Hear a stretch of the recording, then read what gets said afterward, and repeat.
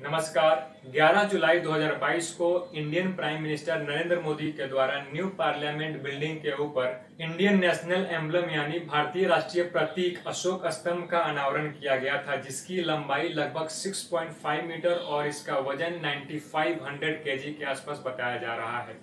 वहीं इस एम्बलम के अनावरण के बाद से भारत में कई सारे विवाद उत्पन्न हो चुकी हैं। Member of parliament Asaduddin Owaisi के द्वारा इसके अनावरण पर सवाल खड़ा किया गया है। असदुद्दीन ओवैसी का कहना है कि कॉन्स्टिट्यूशन के अनुसार इस एम्बलम के अनावरण का अधिकार लोकसभा स्पीकर ओम बिरला को है और इस एम्बलम के अनावरण के वक्त चीफ जस्टिस ऑफ इंडिया को भी इनवाइट किया जाना चाहिए था। वहीं दूसरे विवाद की बात करें तो विपक्ष के द्वारा यह कहा जा रहा है कि इस नए एम्बलम में भारतीय राष्ट्रीय प्रतीक अशोक स्तंभ के स्ट्रक्चर में बदलाव कर दिया गया है। विपक्ष का कहना है कि भारत एक शांति प्रिय देश होने के नाते सारनाथ में स्थित अशोक स्तंभ में चारों शेरों को शान दर्शाया गया है, जबकि नए स्ट्रक्चर में चारों शेरों को आदमखोर के रूप में दर्शाया गया है, जो कि भारतीय आइडियोलॉजी के खिलाफ है। वहीं अब विपक्ष बीजेपी की नीतियों को संविधान के खिलाफ बताने की कोशिश में लगा हुआ है।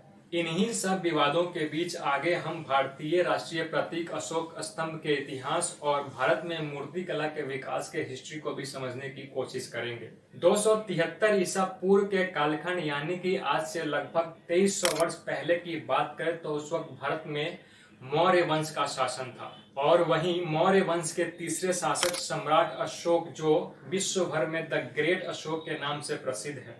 सम्राट अशोक अपने शासन काल में एक क्रूर शासक के रूप में जाना जाता था, लेकिन कलिंग युद्ध के बाद सम्राट अशोक का हृदय परिवर्तन हुआ और उसने बौद्ध धर्म को अपना लिया। और कहा जाता है कि सम्राट अशोक ने बौद्ध धर्म के प्रचार प्रसार के लिए पूरे भारतवर्ष में चारों दिशाओं में गर्जना करते हुए शेरों की आकृति वाली स्तंभ का निर्माण करवाया।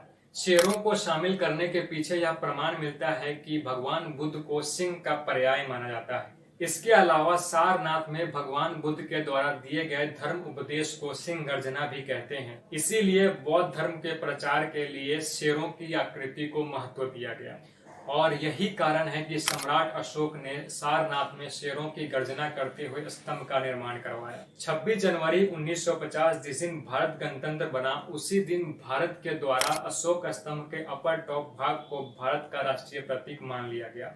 अब बात करते हैं भारतीय राष्ट्रीय प्रतीक के इस्तेमाल के लिए क्या नियम बनाए गए हैं। तो 2005 में पहली बार भारतीय राष्ट्रीय प्रतीक के इस्तेमाल के लिए नियम बनाए गए थे, क्योंकि 2005 से पहले भारतीय राष्ट्रीय प्रतीक का गलत इस्तेमाल किया जाने लग गया था। इसीलिए इस कानून को 2007 में अपडेट करके इसे लागू किया गया। इस कानून में यह वर्णित है कि भारतीय राष्ट्रीय प्रतीक का इस्तेमाल सिर्फ संवैधानिक पदों पर बैठे हुए लोग ही कर सकते हैं, जिसमें भारत के राष्ट्रपति, उपराष्ट्रपति, प्रधानमंत्री, केंद्रीय मंत्री, राज्यपाल, उपराज्यपाल, न्यायपालिका और सरकारी संस्थाओं के उच्च अधिकारी इसमें शामिल हैं। अगर इस कानून की बात करें तो इसके अनुसार नियम के उल्लंघन पर आपको 2 वर्ष की जेल और 5000 रुपए का जुर्माना देना पड़ सकता है। इसके आगे हम भारतीय मूर्तिकला के विकास को समझने की कोशिश करते हैं।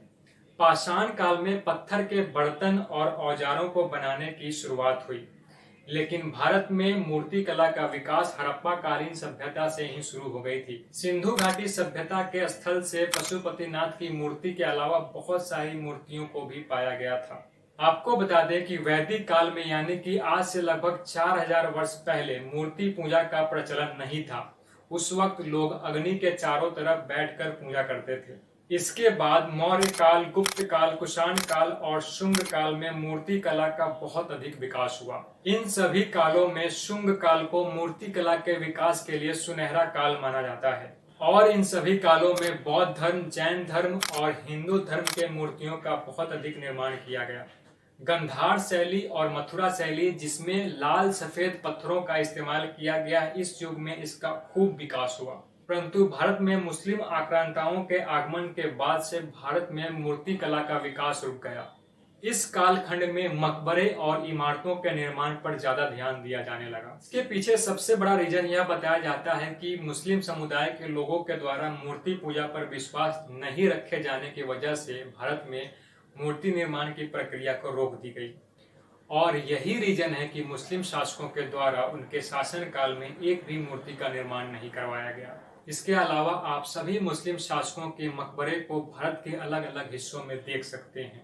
परंतु आजादी के बाद से भारत में फिर से मूर्ति कला के विकास को बढ़ावा दिया गया और अब अलग अलग स्वतंत्रता सेनानियों, राजनेताओं और धार्मिक मूर्तियों का निर्माण करना शुरू कर दिया गया है।